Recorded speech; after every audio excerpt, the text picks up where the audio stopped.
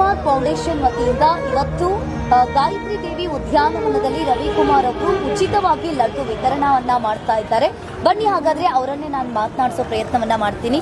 Yes sir, ಏನ್ ಹೇಳ್ತೀರಾ? Madam ನಮಸ್ತೆ. ಮೇಡಮ್, ನಮ್ಮ ಸಂಸ್ಥೆ ಸಾರ್ವಜನಿಕರಿಗೆ ಹಲವಾರು ಜನಕ್ಕೆ ಒಳ್ಳೆಯದಾಗಲಿ ಅನ್ನೋ ಒಂದು ಉದ್ದೇಶ ಇಟ್ಕೊಂಡು ಆರೋಗ್ಯದ ಬಗ್ಗೆ ಜಾಗೃತಿ ಇಟ್ಕೊಳ್ಳೋ ಅಂತ ಒಂದು ಕಾರ್ಯಕ್ರಮ.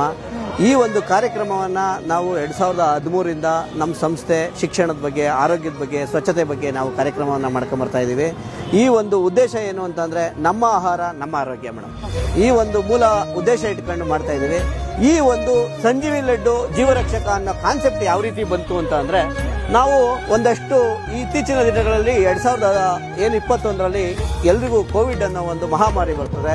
ಆ ಕೋವಿಡ್ ಬಂದಾಗ ನಮ್ಮ ಆರೋಗ್ಯದ ಬಗ್ಗೆ ಎಲ್ರಿಗೂ ಜಾಗೃತಿಯನ್ನು ಇಟ್ಕೊಬೇಕು ಅನ್ನೋ ಒಂದು ಕಾನ್ಸೆಪ್ಟ್ ಬರ್ತದೆ. ಅದಾದ ನಂತರ ನಾವು ಯಾಕೆ ಈ ಸಂಜೀವಿ ಲಡ್ಡನ್ನು ವಿತರಣೆ ಮಾಡಬೇಕು, ಜಾಗೃತಿ ಮಾಡಬೇಕು ಅಂತ ವಿಚಾರ ಬಂತು ಅಂತಂದರೆ, ನಮ್ಮ ಇತ್ತೀಚಿನ ದಿನಗಳಲ್ಲಿ ಎಲ್ಲ ಮಾಧ್ಯಮಗಳಲ್ಲಿ ನೀವು ಸಹ ನೋಡ್ತಾ ಇದ್ದೀರಾ, ನಾವು ನೋಡ್ತಾ ಇದ್ದೀವಿ. ಇತ್ತೀಚೆಗೆ ಮಕ್ಕಳಿಗೆ ಮತ್ತು ಯುವಕರಿಗೆ ತುಂಬ ಜನಕ್ಕೆ ಹಾರ್ಟ್ ಅಟ್ಯಾಕ್ ಆಗ್ತಾ ಇದೆ, ಅಂದರೆ ಹೃದಯಾಘಾತ ಆಗ್ತಾ ಇದೆ. ಆ